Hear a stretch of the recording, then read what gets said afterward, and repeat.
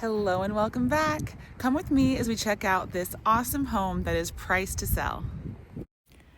4721 East 3rd Street is a 4-bed, 3-bath, split-foyer home with over 2,100 square feet and a 2-car garage. With a new roof, AC, flooring, paint, and appliances, this home is a steal at only $330,000. All right, before we jump into this one, let's take a little look at the neighborhood here. So we are across the street from a church. So keep in mind that on Sundays there might be a little bit of traffic here. They might have a lot of parking. I haven't been here on a Saturday, so I'm not sure if their parking lot is plenty large to handle that. But it is nice because you have this big open field right behind it. We do have some townhomes over here, and then we are kind of close to the entrance of this neighborhood. We do have the main road just on the other side of the church, but we have the neighborhood kind of all going back this direction, so we're still kind of tucked in here into a pretty good spot. So yeah, there we go. I was wondering when the green was going to really show up here. So you do have, I mean, it's probably showing up a little bit bolder than it is in person on my camera, but we have some nice landscaping, nice grass. This is a split foyer, so as you guys know, some people just really don't like split foyers just because whenever you first come in, there often isn't as much room as there is in this one. So again, that is a huge perk of this home, is that even though it's a split foyer, when you come in, you have plenty of room for shoes, to be able to sit down, you have a closet, because this is also where you come in from your garage. So nice 2-stall garage, some shelving over there as well.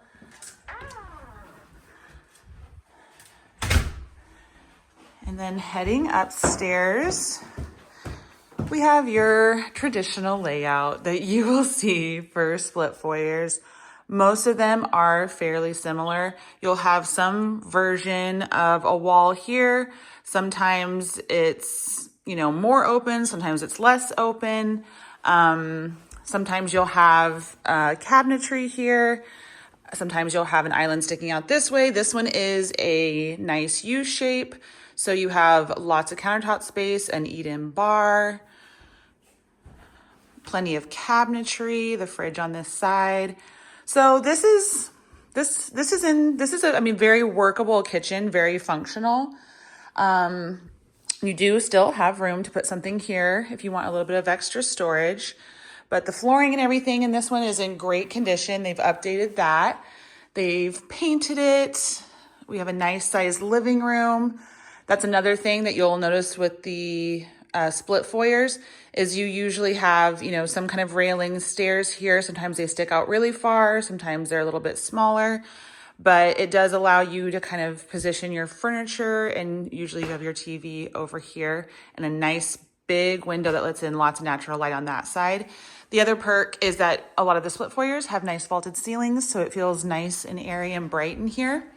This one has a nice sized dining room. You have plenty of room for a hutch or even more storage if you want to put that in there. I have seen people do full-blown built-ins over here.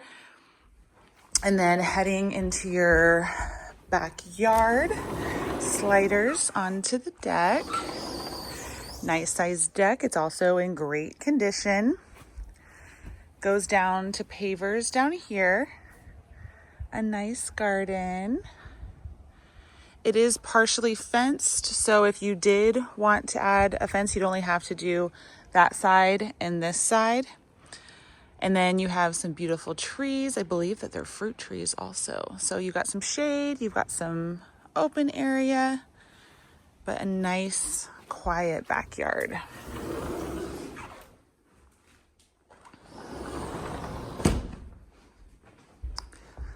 All right, so this one has got 2 bedrooms up and 2 bedrooms down. At this price point, around $325, a lot of times you will really kind of be in that area where it's, do we have the one shared bathroom up here? Because around $300, you're pretty much not going to have the in-suite separate primary bath. Around 325, it can be kind of hit or miss. And then closer to 350, you're more likely to have that third bathroom, which so many people really, really enjoy.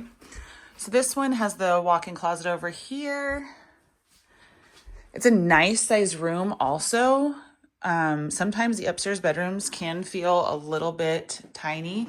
Has a walk-in shower. And then even actually this bedroom, this is also a very nice size bedroom. I like how they have the flooring going straight in there.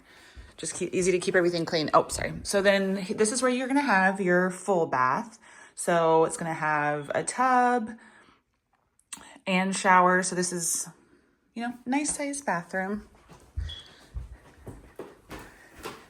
Heading downstairs. This would be the older carpet, probably. It's still in decent shape. But you have a nice size living room down here. Lots of options for how you would want to split this up and use the space, but plenty of windows, so you have some nice natural light.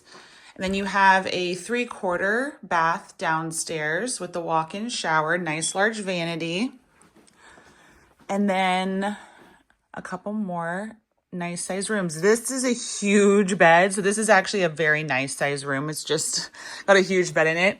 And then same thing with this one. This isn't a small room by any means, but it does have a huge bed in it. And then you have your utilities and laundry, which is pretty standard for the basement also. So let's head upstairs and talk about this one. All right, you guys. So let me know what you think of this one. As we're talking about it, I'm kind of going to give you a little bit more of a rundown of price per square foot and how we factor that whenever we're looking at condition of homes, and kind of what kind of value you're getting for the actual price. Because, all homes that are listed at the same price are not the same. And that's where price per square foot comes in. So in our area, this one is priced at about $155 a square foot. And then I would say like $150 a square foot, and then $175 a square foot. We're going to kind of look at the difference between those two things. So new construction can be like 200 plus. Unfinished basements can be even higher than that. But usually around $175 per square foot, you're going to expect to get a home that's in basically ready to move in condition.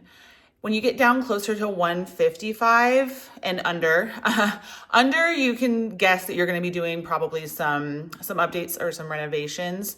But around $150 and up, in between that $150 to $175, that's where it's like you could have homes that probably need to be updated, but do those updates need to be done before you want to move in? I mean, is the flooring like it has to be replaced? Are there repairs that need to be made? Are we talking about systems that have never been updated? So if you need a new water heater, or that the air conditioner and furnace are on its last leg, it needs a new roof soon, like all of these things are factored in. This home has a lot of the updates already done. The condition, it's in really, really good condition for $155 a square foot. The AC's been updated. The roof has already been done. The exterior's in good condition. You might not like the green, but it's in good condition. Nothing needs to be replaced, or from what I can tell, replaced soon.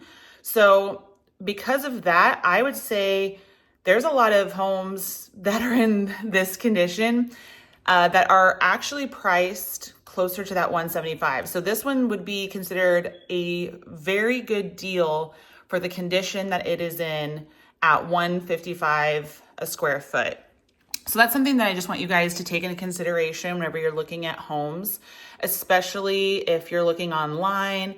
Most of the sites have it actually already right there, and you can kind of guess what the actual condition is based on that, or some of the information that you can't see just in pictures, especially because, a lot of realtors, they want to make the pictures look as good as they can when they're trying to sell a home. And I think we've all been there where you step inside and you're like, wait, what's going on here?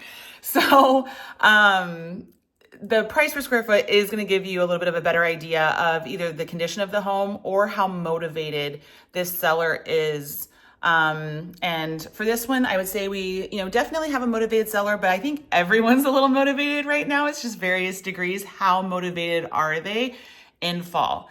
Because homes are selling for under asking. There have been a lot of price drops. People start getting a little bit nervous going into winter. They want to get their homes sold before the snow starts falling, before the holidays.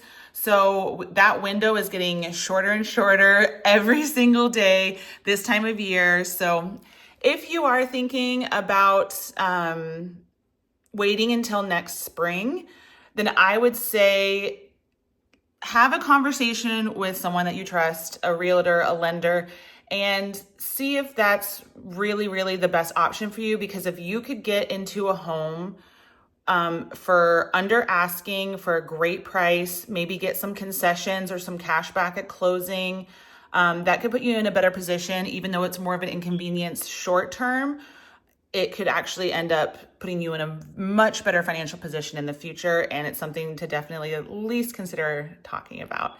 So thank you guys for watching. I will see you guys on the next one. Don't forget to like and subscribe. Bye.